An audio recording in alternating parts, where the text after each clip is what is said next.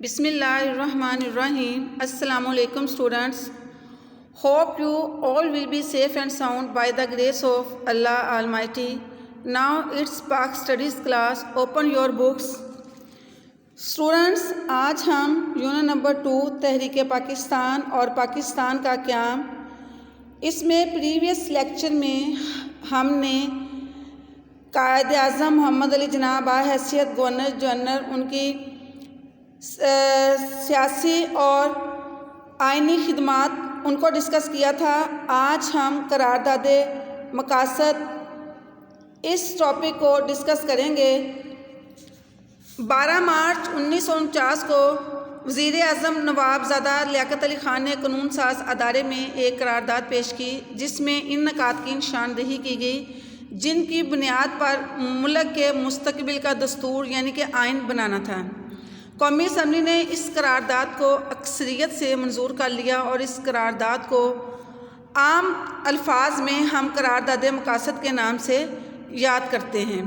करारदाद मकासद के अहम पॉइंट्स ये हैं। इसका पहला पॉइंट है अल्लाह ताला की हाकिमियत।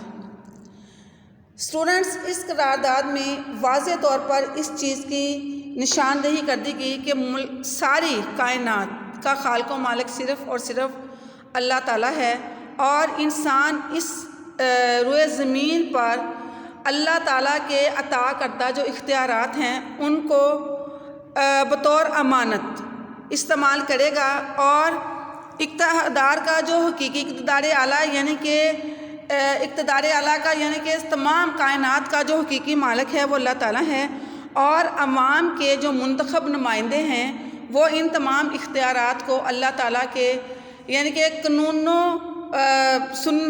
कुरान और सुन्नत के मुताबिक बनाए हुए कवानीन के मुताबिक इस्तेमाल करने के पाबंद होंगे। इस्लामी इक़्तिदार की पाबंदी।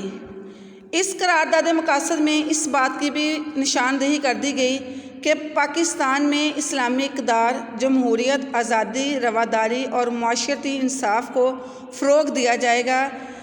ऐसे तमाम इस्लामी इक़्तिदार जो कुरान और सुन्नत से के मुताबिक रखती हों यानी जो उनसे मिलती जुलती हों, जो उनको मद्देनज़र रखते हुए हमारी इस्लामी इक़्तिदार हैं, जैसे मैंने आगे आपको बताया जमहूरियत, आज़ादी, रवादारी और मुआशरती इंसाफ, इन तमाम इस्लामी इक़्तिदार को ज़्यादा से ज़्यादा फ़रोग़ दिया जाएगा।